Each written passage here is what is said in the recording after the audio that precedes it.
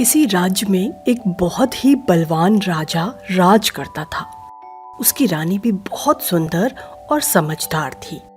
राजा रानी को एक बेटा था।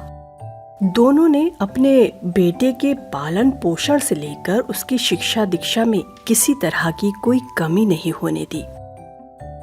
राजकुमार भी बहुत सुंदर था। उसका व्यवहार विनम्र था और वो हर तरह से एक अच्छा पुत्र और राजकुमार था। कई पड़ोसी राज्यों के राजा उस राजकुमार से अपनी बेटियों का विवाह कराना चाहते थे।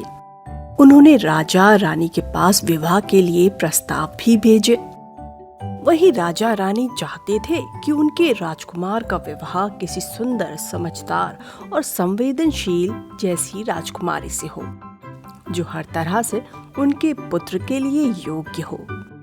राजा ने अपने राजकुमार को उन राज्यों में भेजा जहां से उसके लिए विवाह के प्रस्ताव आए थे। राजा चाहते थे कि राजकुमार खुद उन राजकुमारियों से मिले, उन्हें समझे और अपने लिए एक सुयोग्य पत्नी चुने। राजकुमार ने भी अपने पिता की बात मान ली। वो कई अलग अलग राज्यों में गए, वहां के लोगों और राजकुमारियों से मिले, लेकिन फिर भी उन्हें सभी राजकुमारी में कुछ न कुछ कमी मिल जाती थी। कुछ ही दिनों में राजकुमार वापस अपने महल आ गए।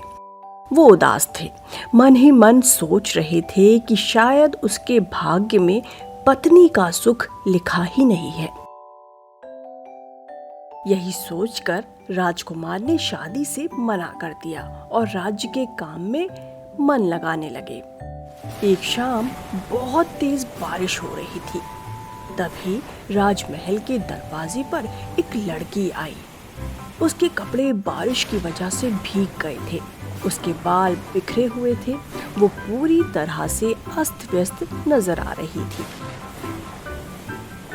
उसने दरवाजे पर खड़े सैनिकों को बताया कि वो एक पड़ोसी राज्य की राजकुमारी है, जो बारिश की वजह से यहाँ पर फंस गई है।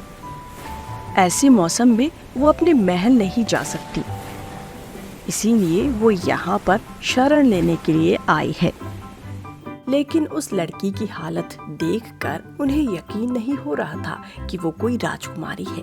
उन्होंने राजा रानी को उस लड़की की बात बताई। रानी ने उसे महल में आने दिया, लेकिन उसकी बात कितनी सच है ये जानने के लिए रानी ने उसकी परीक्षा लेने की एक योजना बनाई। रानी ने उस लड़की के सोने के लिए एक पलंग सजाया, जिस पर 20 मुलायम गद्दे बिछाए। फिर उसके ऊपर से एक रेशम की चादर बिछा दी। रानी ने बहुत ही चतुराई से उस रेशमी चादर और 20 गद्दों के नीचे एक मटर का दाना भी रख दिया और फिर उसी बिस्तर पर लड़की को सोने के लिए कहा। अगले दिन जैसे ही वो लड़की अपने सोने के कमरे से बाहर आई, तो रानी ने बड़ी ही बेसब्री से उससे पूछा कि उसे रात में नींद कैसी आई। इस पर उस लड़की ने कहा वो पूरी रात सो नहीं पाई, उसे उसके बिस्तर पर कुछ चुभ रहा था। ये सुनकर रानी को यकीन हो गया कि वो लड़की सच कह रही है, वो कोई राजकुमारी है। तभी उसे 20 गद्दों के नीचे रखा एक मटर का दाना भी चुभ गया और वो बहुत ही संवेदनशील राजकुमारी भी है। रानी ने उसी वक्त तय कर लिया कि वो उस राजकुमारी से अपने राजकुमार का विवाह कराएगी। राजा रानी खुद उस राजकुमारी को उसके राज्य में छोड़ने गए और वहां पर जाकर उन्होंने उसके पिता से शादी की बात की। उस राजकुमारी वो उसके पिता ने उस प्रस्ताव को स्वीकार कर लिया और दोनों की शादी हो गई।